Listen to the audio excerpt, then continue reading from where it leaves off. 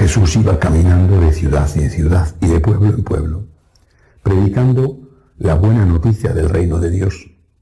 Lo acompañaban los 12 y algunas mujeres que él había curado de malos espíritus y enfermedades.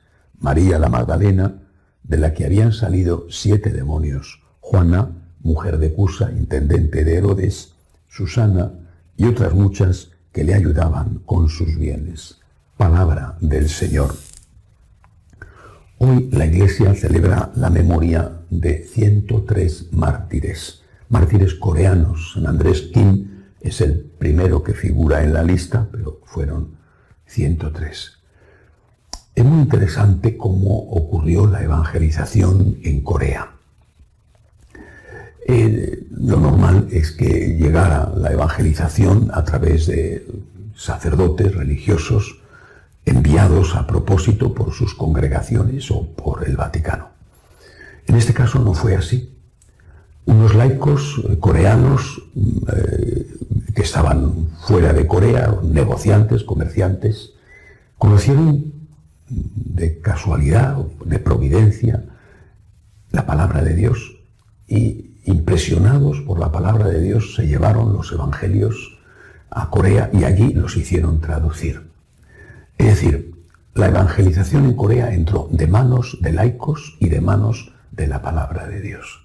Después, más tarde, estos pidieron ayuda y llegaron sacerdotes que empezaron a celebrar los sacramentos y se difundió el cristianismo con una gran rapidez en Corea. Naturalmente no tardó en venir la persecución con el martirio. La Iglesia de Corea es hoy un ejemplo para el mundo. He tenido la gran oportunidad de estar allí, de estar en Seúl, y he visto la sinceridad, la honestidad, la fuerza de su fe.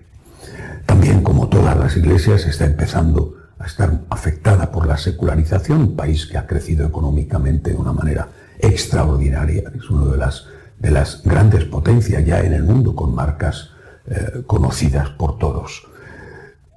Lo más significativo es precisamente cómo llegó esa palabra de Dios a Corea. Laicos que se sienten tocados por el Evangelio. Eso es justamente lo que nos dice el Evangelio de hoy. Vuelvo a leer desde el principio. Jesús iba caminando de ciudad en ciudad. Jesús iba caminando hoy también a través de los misioneros. Iba caminando, los misioneros siguieron en Asia la ruta de los comerciantes, sobre todo de las grandes, en aquel momento, potencias económicas y también militares. Por ejemplo, Portugal, que fue estableciendo grandes rutas de comercio con ciudades que iba montando, ciudades dedicadas prácticamente al comercio, en India, en Ceilán, o España. Llegaron allí los misioneros como Jesús, de ciudad en ciudad, de país en país, de pueblo en pueblo. Pero dice el Evangelio que Jesús iba predicando la buena noticia del reino de Dios. La buena noticia, es decir, la palabra de Dios. La buena noticia es: Dios existe y Dios te ama. Del reino de Dios hay vida eterna. Y ese es el reino. Dios existe, Dios te ama, Dios tiene misericordia de ti. Si tú te dejas salvar por Él, reconociendo tus pecados y luchando contra ellos, aunque puedas tener recaídas, levantándote cada vez que caigas, entonces el reino de Dios estará abierto para ti por la misericordia divina.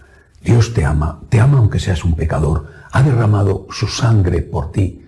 Dios te ama y está dispuesto a perdonarte, hagas lo que hagas, si estás arrepentido y con deseos de cambiar. Bueno, esta es la buena noticia que el Señor predicaba. Iba acompañada por milagros, pero esta era la buena noticia. ¿Quién le acompañaba? El Evangelio de hoy, curiosamente, dice los 12 de una forma genérica y luego da nombres de mujeres. Una de ellas, sabemos, María Magdalena, la tradición dice que había sido prostituta. En todo caso, el Evangelio dice que el Señor había expulsado de ella a 7 demonios. Es decir, el mensaje era lo que convertía. La Magdalena, no sabemos, no nos consta que estuviera enferma de nada. Posiblemente tenía una excelente salud. El Señor le había purificado el alma, había sacado de ella los 7 demonios. La palabra de Dios era la fuerza. Entonces, si la palabra de Dios es la fuerza, significa que tenemos que ser fieles a la palabra de Dios, que no podemos cambiar la palabra de Dios, que la palabra de Dios fue lo que impactó a aquellos laicos coreanos, que no dijeron los laicos coreanos, tenemos una cultura en Corea, que la tenían y muy rica. Es precioso, por ejemplo, el conjunto del Palacio Real que hay en Seúl. No dijeron, tenemos una cultura muy buena y tenemos que adaptar la palabra de Dios a nuestra cultura, sino que dijeron, es la palabra de Dios.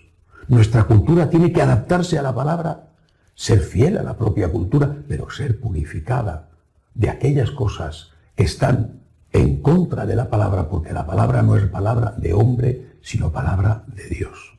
Y no dijeron, bueno, nosotros tenemos una religión, que la tenían, la siguen teniendo en algún caso. Tenemos una religión. ¿Para qué necesitamos otra religión si nosotros podemos ir al cielo, a su cielo, el que fuera? Tienen, como los chinos, como los japoneses, un gran respeto a los antepasados. ¿Para qué necesitamos otra religión si ya podemos ir al cielo? Tenemos nuestra cultura que viene de culto, es decir, fruto de la religión. ¿Para qué necesitamos otra? Porque ellos entendieron que la palabra de Dios era la fuente de salvación y que había que ser fieles a la palabra, modificando su cultura en aquello que fuera en contra de la enseñanza del Señor y también cambiándose de religión como hicieron, porque este era el camino pleno y directo para la salvación en la tierra y en el cielo. Los mártires coreanos dieron la vida no por capricho, sino porque habían descubierto en la palabra de Dios el camino de la salvación. Y hoy algunos de nosotros dicen, algunos de entre los nuestros dicen que la palabra de Dios tiene que ser cambiada y tiene que ser corregida en aquello que no está de acuerdo con el mundo y que además vale cualquier religión exactamente igual para salvarse. Pidamos al Señor que la fe de los mártires, el amor a Cristo de los mártires, nos lleve, como ellos, a estar dispuestos a dar la vida por el Señor y por la fidelidad a su palabra. Que así sea.